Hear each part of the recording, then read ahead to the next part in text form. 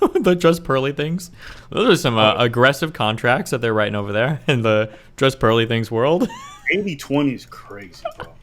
So like, if I'm being generous, let's say like I got a business mind, okay? I always think of everything on the back end. If she was on screen for the content, I would not mind that. The fact that she's nowhere on screen for the content makes it really fucking weird. Because I don't even know any MCMs nowadays who would ever offer contracts like that, just for production on the back end. That's wild. Yeah, that's crazy. If you're gonna rip somebody off that much, you're just paying them flat fees. Absolutely. You're never cutting anybody in on a contract that's fucking 80/20 in their favor. Like, let me tell people, there is no podcast space that is worth that kind of thing. Now, I don't know. Maybe she's helping them with casting. Maybe she's also helping them with like everything social media related. Maybe she's helping them with everything. And then maybe I could understand. So I would have to look at the contract because like if you factor in all those things, I could see the cost going up, especially considering they're not big names. Mm-hmm. From a business standpoint, she would just be operating at a huge loss if they never make it. So I can understand wanting that return on investment. That's if she does everything. If she's just providing the podcast space, doing the thumbnails, and doing the editing, like that's a no. That's a hard no. Mm-hmm.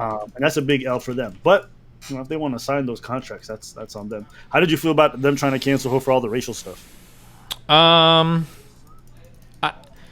So here's the thing. This happened a little bit to Adam as well. I feel like it's super exploitative when there's black creators and they know some shit's been happening the whole time. And then as soon as like something weird happens, they come out like they're fucking Malcolm X and they're trying to save like all the other black people and they're doing everything they can for the cause. It feels really stupid and virtue signaling and weird to me. It happened with Adam recently where me and Richard Spencer guy had an interview on his show and a whole bunch of people got mad because like, oh, this guy used to be a white supremacist and this blah, blah, blah, blah, blah. But none of them even watched the interview. And that just, it feels to me like you don't give a fuck. Like you're just here to like pick up, you're here to pick up virtue signal points. Like pretending that you care about like black people and the struggle and blah, blah, blah. I don't know. That it feels super disingenuous to me. I don't like it, but I don't mind people getting mad about that. You know what's so crazy? Pearl got her whole career basically just shitting on black women all the time. Yeah. Well, I mean, a lot of the red pill space, Kevin Samuels kind of. That's my point. No, you know what though? Like Kevin was at least balanced with his shit. Like he wasn't always doing that. Like there was times where he's uplifting them or he's like showing love to there's certain kinds of behaviors that he was really going after. Sure. But if you want to make the point that Kevin's in that basket, I don't care. I'm not. Sure. Yeah. No, I agree with you. But I mean, like, there is a reason. There is a reason why when he died, like every black woman on Twitter was like, "Fuck that guy. I'm glad he's gone." But yeah, go ahead. Fair. Okay, but I'm not going to debate that now. Yeah, sure.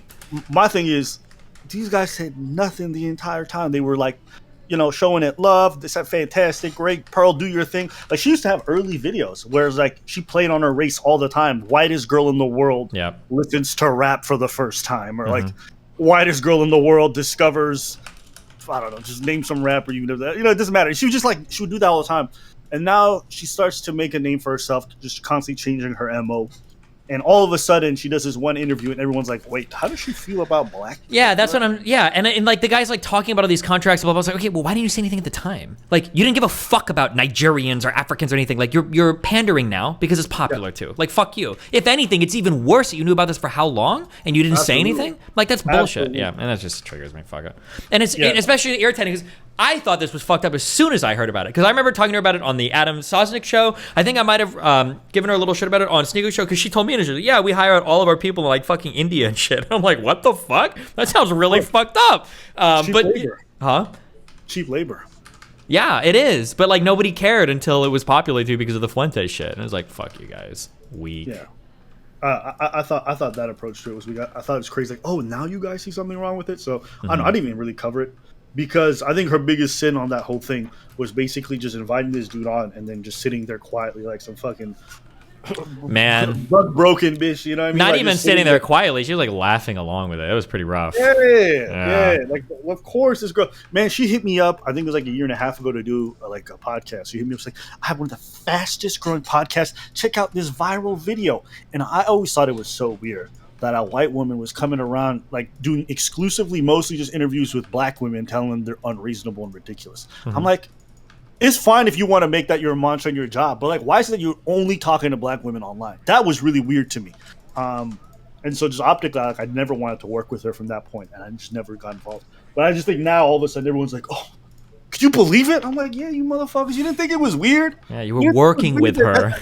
Like, that's all she does? Like, why is she going talking to no white women, no Latinas, nothing else? She's just And talking to women? I watched that video, and the guy's like, here's me educating her. And he's like, do you know that some black people ask for reparations? I don't want to give an opinion on if it's right or wrong. And I'm like, bro, this is you educate. Shut the fuck up. Come on. Oh, my God.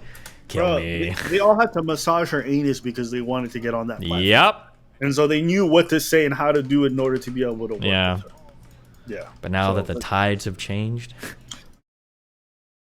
All right, bye. Remember to hit that like and subscribe, and don't forget the notification bell so that my videos show up right in your feed.